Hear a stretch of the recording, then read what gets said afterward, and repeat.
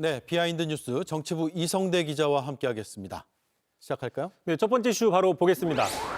어색한 퇴장.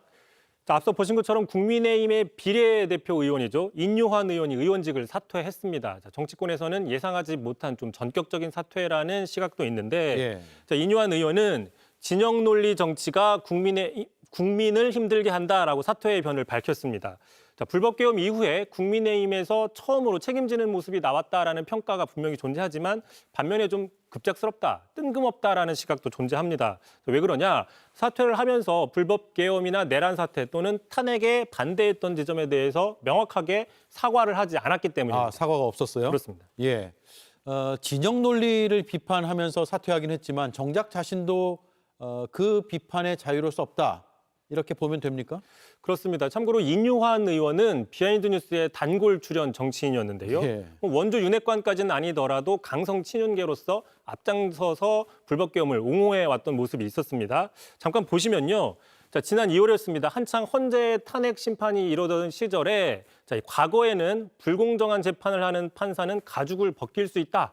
다소 과격한 발언을 했다고 전해드린 바가 있었습니다. 예. 자, 당시 이 극우 세력이나 윤 어게인 세력들이 헌재를 겁박하는 목소리가 계속 커지는 상황이었는데 자, 현직의 친윤계 의원까지 가세하는 게 아니냐라는 비판이 나왔다는 것이고요. 또한 지난 3월 달이었습니다. 윤 전 대통령의 구속이 취소된 직후에 자, 야당이 불법 계엄 탓이 야당 탓이라면서 DJ에 빗대서 또 논란이 된 적이 있었습니다. 자, 그 발언 잠깐 들어보시죠. 예. 옛날 김대중 야당 예. 같았으면 이 지혜스럽지 못한 일을 우리가 포용하겠다. 다 안고 가겠다. 그러면 끝나버린 거예요. 그럼 야당이 아마 집권할 수 있는 능력을 가졌다는 걸 보여줬죠.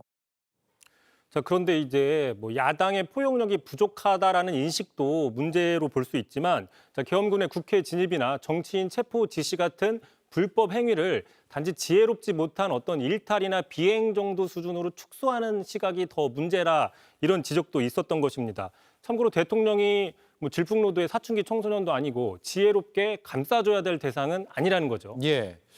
대통령이 위헌적인 행위를 했는데 야당이 그걸 넓은 아량으로 포용해주지 못해서 문제다라는 식의 주장 납득할 수는 없네요.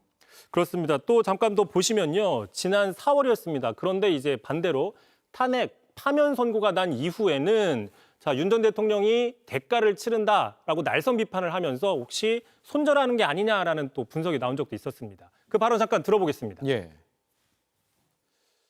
In his toolbox, he saw this martial law as a method for punishing the opposition. From logically or reasonably speaking, it was a poor decision. It lacked wisdom, and he is paying the consequences for it now. 예. 그래서 이 때문에 친윤계 안에서도 윤 전 대통령과의 관계 설정을 놓고 친윤계가 분화된다. 분화가 시작됐다. 이런 분석도 나왔었는데 결과적으로 불법 계엄 1년이 지나서야 지금 와서야 조금씩 다른 목소리가 나오네요. 그렇습니다. 그런데 이제 또 눈길을 끄는 건 그 이후에 인유한 의원의 입장이 또다시 변화되는 모습이 또 보인다는 것이죠.